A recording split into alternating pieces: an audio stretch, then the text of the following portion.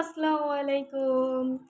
আজকে ঘুম থেকে তাড়াতাড়ি সকাল সকাল উঠে ফেলছি, কারণ আমার আজকে একটা স্পেশাল দিন।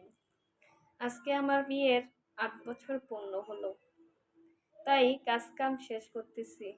বিছানাটা গুছাইলাম, ডাইনিং টেবিলটা গুছাইলাম। দেখি ডাইনিং টেবিলের উপরে ধুলাবালি পড়ে আছে, তো পরিষ্কার করে নিলাম। তারপর আদা রসুনগুলো আগেই কাটা ছিল, তারপর ব্লেন্ডার করে নিলাম।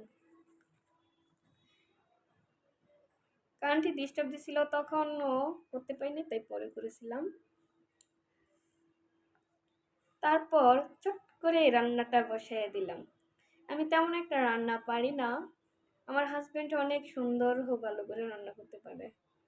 ওর রান্না খেলে অনেক দিন পর্যন্ত স্বাদটা মুখে লেগে থাকে।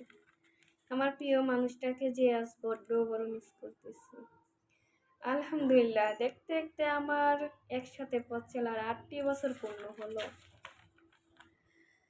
ছাড়বে ছাড়বে করে ছাড়েনি আমার হাত। আজ 8টি বছর হয়েছে আমিও ছাড়বো ছাড়বো করে তার বউ হয়ে যাই। দেখো, এই মনে হয় 1 বছর আগে সব শুরু হলো, এমন লাগে। কখন যে তোমার সাথে এতটা বছর কাটায় দিলাম ভাবতেই পারি না। তোমার সাথে প্রথম যখন পরিচয় হয়, তখন আমার তেমন বোধ ছিল না। দামড়া খাটাইস, আমার অল্প বয়সে পাকাইয়া বিয়া কইরা নিছ। যাই হোক, তুমি তো জিতছ। আমি তোমার খুব ভালোবাসি।